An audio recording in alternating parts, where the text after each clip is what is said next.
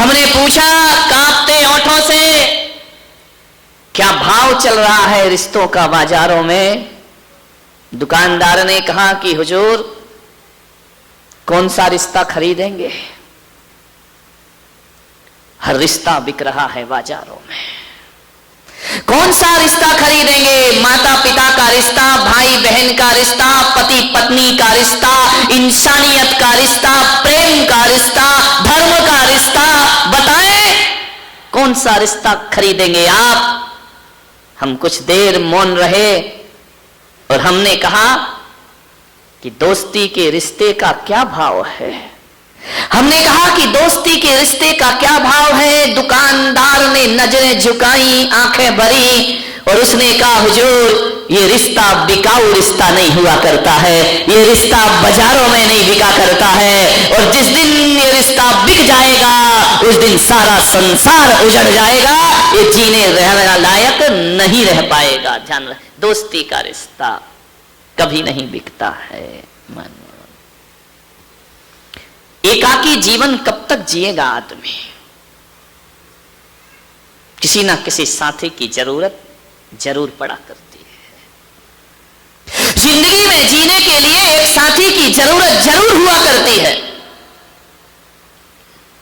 एक मित्र की जरूरत होती है।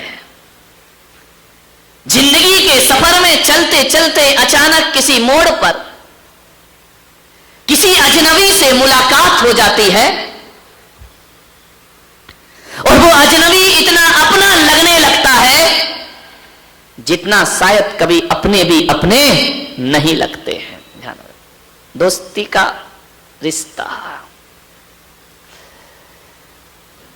एक निवेदन कर रहा हूं आपसे,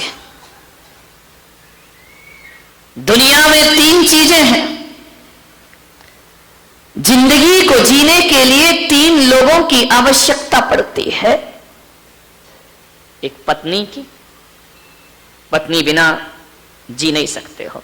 एक बात ध्यान रखना, नारी तो बिना पत्नी के जीवन आसानी से बिना पति के जीवन गुजार देती है, लेकिन पुरुष का बुढ़ापा बिना पत्नी के सबसे बेकार हो जाया करता है, उसके लिए बोझ हुआ करता है।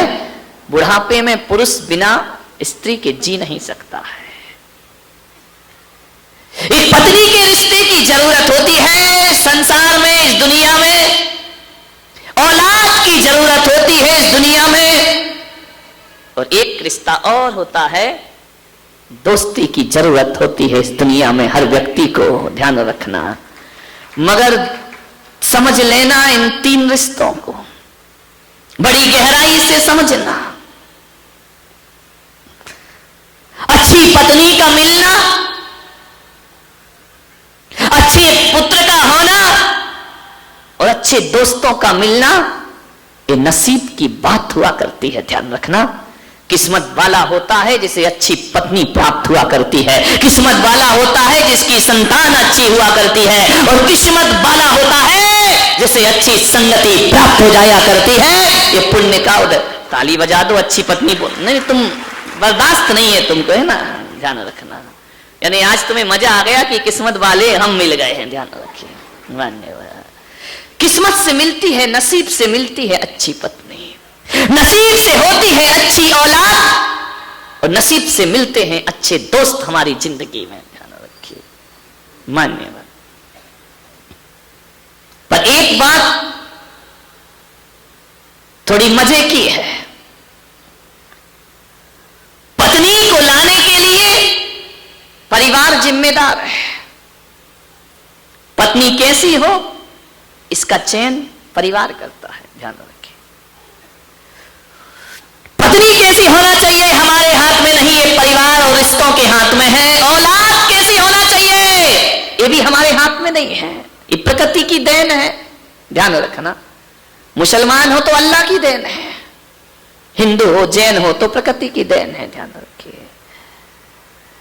अच्छी पत्नी लाना परिवार के हाथ में है, अच्छी औलाद पैदा होना ये प्रकृति और किस्मत के हाथ में है, इसमें हम कुछ नहीं कर सकते हैं। लेकिन एक बात ध्यान रखो बारामती वालों, कि पत्नी के लिए पत्नी को लाने में परिवार का हाथ होता है और बच्चों को आने में प्रकृति का हाथ होता है, लेकिन दोस्त को लाने के लिए प्रकृति का हाथ नहीं होता है, इसमें परिवार का साथ नहीं होता है। दोस्त का चयन तो हम खुद ही किया करते हैं, हम खुद स्वतंत्र होते हैं दोस्त बनाने के लिए, इसमें कोई कुछ नहीं कर सकता। इसका चयन हमें ही करना है, हमें ही दोस्त बनाना है। ध्यान रखना, हम स्वयं अपने विचारों से अपने दोस्त बनाते हैं। ध्यान रखिए, हमारे जैसे विचार होते हैं वैसे दोस्त मिल जाया करते हैं।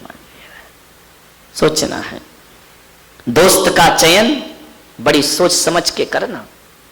गलत दोस्ती कर ली तो माँ बाप को जिम्मेदार मत बनाना, गलत दोस्ती हो गई तो बच्चों को जिम्मेदार मत मानना, गलत लोगों की संगति हो गई तो परमात्मा को दोष मत देना। ये दोस्त तुमने खुद बनाए हैं, ध्यान रखिए। मान्यवर, दोस्त हम ही बनाते हैं। जब किसी लड़की की शादी हो ना, तो लड़की के पिता से मेरा निवेदन है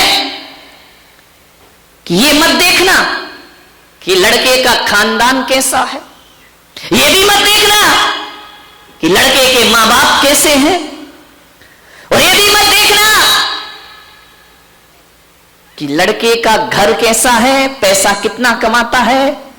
पड़ोसियों से भी मत पूछना, पड़ोसी तो और सत्यानाश करने को तैयार बैठे हैं। बिगड़ा हुआ लड़का भी हो तो पड़ोसी कहेंगे कर दो यार शादी, कुछ नहीं अच्छा है, शादी के बाद सुधर जाएगा। इनका भी विश्वास मत करना। एक लड़की के पिता का फर्ज हुआ करता है, जब अपनी लड़की के लिए वर देखने जाए, लड़का देखने जाए, तो आप क्या देखते? यही तो देखते हो कि मकान कैसा है, आप यही देखते हो कमाता कैसा है, पढ़ा लिखा कितना है, आप यही तो देखते हो। और क्या देखते हो बताइए? इसके अलावा और क्या देखते? अजित से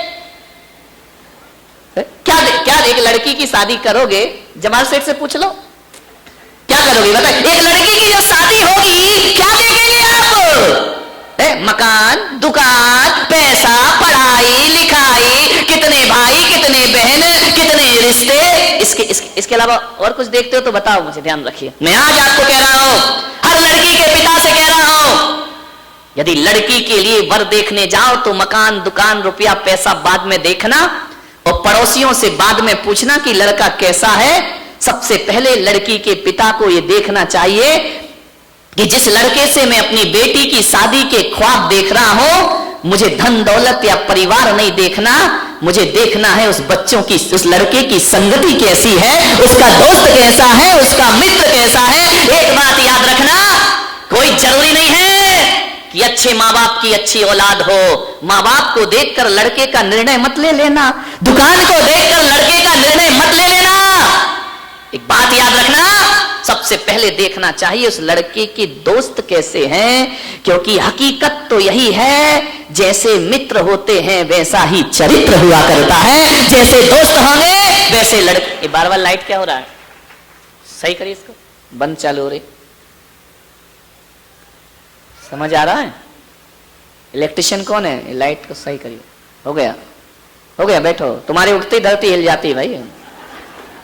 आदमी वैसा नहीं होता जैसे माता पिता होते हैं, आदमी वैसा नहीं होता जैसे भाई बहन होते हैं, आदमी वैसा नहीं होता जैसे पड़ोसी होते हैं, आदमी होता है जैसा उसके मित्र हुआ करते हैं। ध्यान रखिए, लोग कहते हैं कि जैसी संगति वैसी मति हुआ करती है। ध्यान रखना, जैसी दोस्ती वैसी जिंदगी, जैसे दोस्त जैसे मित्र वैसा चरित्र। ध्यान रखिए, यदि आप अच्छे हैं तो आपको अच्छे दोस्त अच्छे लगेंगे, और यदि आप बुरे हैं तो आपके बुरे दोस्त पसंद आएंगे। ध्यान रखिए, हकीकत तो मैं यही कहता हूं कि लोग कहते हैं कि दोस्तों से जीवन बिगड़ता है, गलत दोस्त जीवन बिगाड़ देते हैं।